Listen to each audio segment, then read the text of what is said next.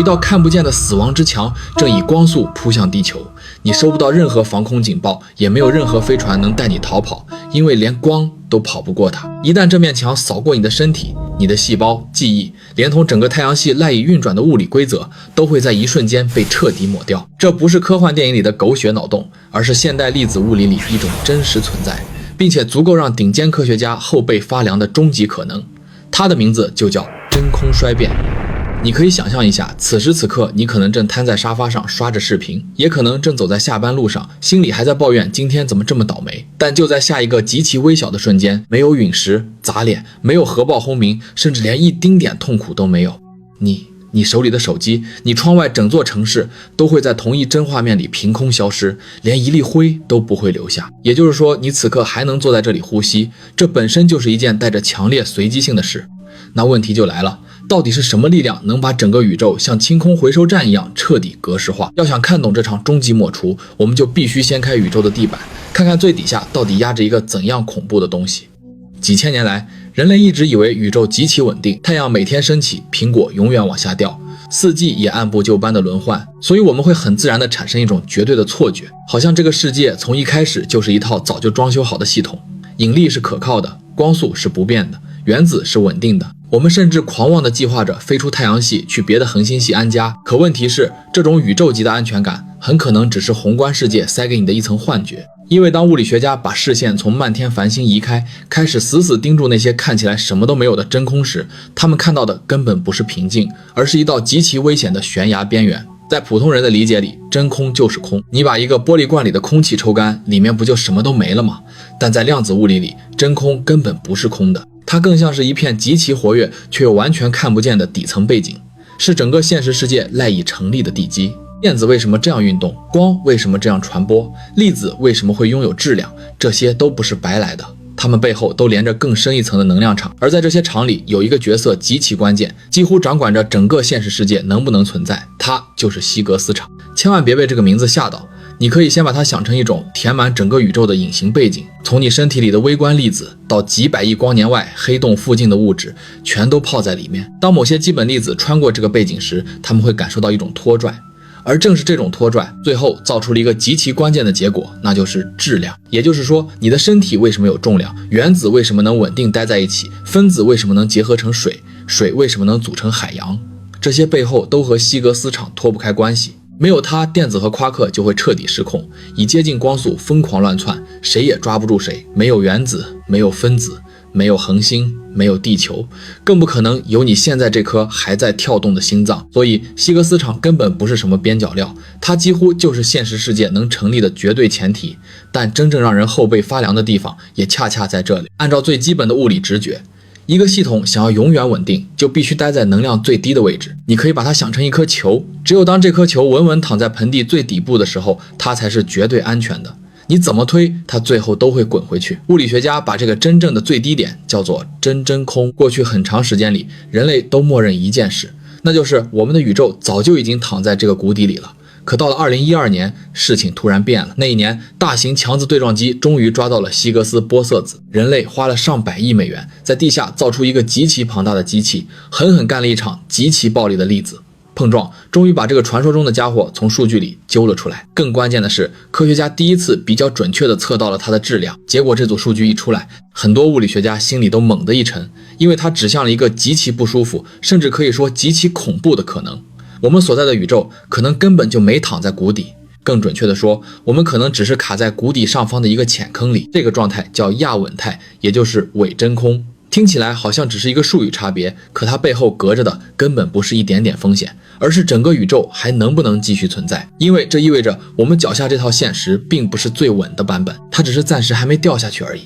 这种感觉你可以把它想成一颗卡在半山腰小坑里的球，它看上去稳稳的，已经稳了138亿年。于是我们就理所当然地以为它以后也会一直这样稳下去。可问题是，它根本不在真正的最低点，它只是暂时困在这里。我们今天所有的安全感，太阳、地球、文明、爱情、历史，全部都建立在这个暂时还没滑下去的前提上。说白了，我们不是住在坚不可摧的地基上，我们只是暂时住在一个还没塌掉的悬崖边台阶上。听到这里，你可能会下意识安慰自己，就算宇宙卡在半山腰的小坑里又怎样？只要没有外力去推，它不就能一直待着吗？在我们的日常经验里，这个逻辑确实没毛病。一个球卡在坑里，没有狂风，没有地震，没有人去碰，它完全可以待到天荒地老。我们全人类的安全感正是建立在这种古典直觉上。可问题是，维持宇宙底层规则的不是你熟悉的牛顿力学，而是量子力学。一旦进入那个极其诡异的微观世界，现实就不再讲你以为的物理武德了。那个世界不讲情面，它只讲概率。而量子世界最要命的一刀叫量子隧穿效应，你可以把它理解成一种极其离谱、极其流氓的穿墙 bug。正常情况下，一个粒子想越过能量壁垒，就必须先获得足够的能量，老老实实翻过去。可在量子世界里，它不一定非得翻，它有可能直接穿过去，不是因为它更强了，而是因为概率允许这种荒唐的事发生。也就是说，宇宙这颗卡在半山腰的球，理论上根本不需要谁来推，它有可能在没有任何预兆、没有任何外力干预的情况下，直接穿过那道墙，轰然掉进真正的最低谷。这就是真空衰变最绝望的地方。它不需要陨石，不需要黑洞，不需要超新星，也不需要某个文明犯错。它可以什么都不发生，然后突然发生，就在宇宙某一个你永远看不到的黑暗角落里。只要希格斯场在某个点完成了一次隧穿，一个真正的真空气泡就会诞生。那个点甚至不需要多大，一个原子尺度就够了。可只要它出现，宇宙的终极自毁程序就等于被彻底按下了启动键。千万别把这个气泡想成普通爆炸。普通爆炸只是把东西炸烂，炸完以后至少还剩废墟。可真空气泡不是破坏表面，它是重写底层规则。因为气泡内部的能量状态更低，外部这个伪真空世界就会像失去平衡一样疯狂朝里面塌陷。于是这个气泡会在极短时间内膨胀，并以接近光速的速度向外扩张，扫过沿途的一切。它不是在烧毁世界，它是在把这个世界应该怎么运转的整套说明书彻底换掉。而最狠的地方还不是它快，最狠的是只要它以光速扩张，你就永远不可能提前知道，因为在这个宇宙里没有任何信息能跑得比光更快。这就意味着所有警报系统都废了，所有望远镜都废了，所有文明的预警网络也都废了。你不可能先收到消息再决定逃命，因为当消息抵达你的那一刻，死亡之墙也已经一起到了。你看到它的那一帧就是你存在的最后一帧，你甚至来不及产生完整的恐惧，因为你用来处理恐惧的神经信号本身都跑不过它。那这道墙扫过来的瞬间到底会发生什么？答案很冷，不是你被炸碎，不是你被烧成灰，而是构成你的一切规则都失效了。电子和原子的关系会变，基本粒子的质量可能会变，化学键会失去原来的意义，构成生命的复杂结构会在一瞬间彻底崩盘。你以为自己死于一场灾难，其实不是。更准确的说，是能组成你这件事本身再也不被允许了。不只是你，地球、太阳系、银河系，所有依赖现有物理常数和相互作用存在的复杂结构都会跟着一起失去资格。它不是把你毁掉了，它是把你为什么还能存在这个前提从宇宙底层彻底删掉了。听到这里，很多人第一反应都会问，那有没有办法挡住它？假设未来真的出现一种神级文明，强到能拆恒星，能搬动星系，甚至能把整个宇宙当工程图纸来改，那他们能不能修一堵墙，把这种死亡气泡硬生生拦住？从想象上说，你当然可以这样畅想，可一回到物理，这条路几乎又被彻底堵死了。因为问题不在于你能不能造出足够疯狂的防御装置，而在于你根本没有反应时间，威胁是以光速来的。所以你不可能等发现了再部署，你所有的预防都必须提前摆在那儿，而且要铺得足够远、足够完整，不能漏掉任何一块区域。这就意味着，哪怕真有超级文明，他们也没法靠临场应变赢。他们唯一能做的，也许只是长期监控宇宙的量子场状态，想尽办法压低某些区域失稳的概率。可这种工程会大到离谱，持续时间也会长到离谱。你不是修一座城墙就完了，你是得一直盯着整个宇宙的底层代码，永远不许眨眼。只要错一次，整个文明连同它守护的一切就会一起归零。所以面对真空衰变，最可怕的一点就是没有任何文明能靠逃跑获胜，也没有任何文明能靠反应速度获胜。你唯一能做的就是希望它今天别发生在你头上。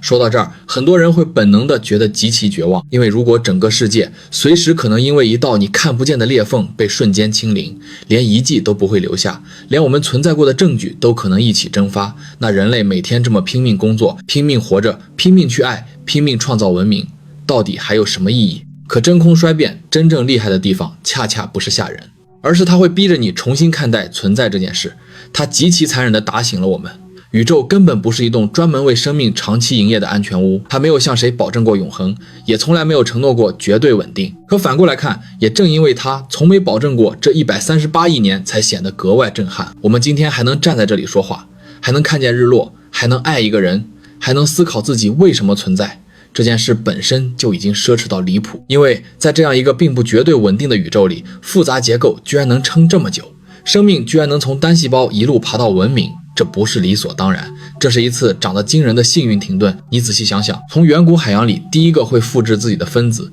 到第一批点火取暖的人类，再到你此刻拿着手机看着这段话，让脑子里冒出念头，整个人类文明史都是在这块暂时还没塌下去的地板上发生的。我们过去总以为生命是宇宙里的主角，好像宇宙存在就是为了给生命搭台。可真空衰变会逼你承认另一件更震撼的事，生命不是常态，生命是奇迹。你脑子里的思想，你记忆里的人，你舍不得放下的感情，这些都不是什么便宜货，它们是一个仍然维持着复杂规则的宇宙在短暂稳定期里开出来的最昂贵的花。所以当我们去想象真空气泡吞掉星系的画面时，我们看到的其实不只是毁灭，我们也会反过来意识到，现在这个还能让恒星发光，让分子结合，让意识出现的世界到底有多不可思议。宇宙也许终究会滑向更低的谷底，可至少到今天为止，它还没有，它硬是在悬崖边多撑了一天，又多撑了1秒，而我们刚好就在这道缝隙里睁开了眼。这才是真空衰变最震撼人的地方，它不是单纯告诉你宇宙可能会死，它是在告诉你，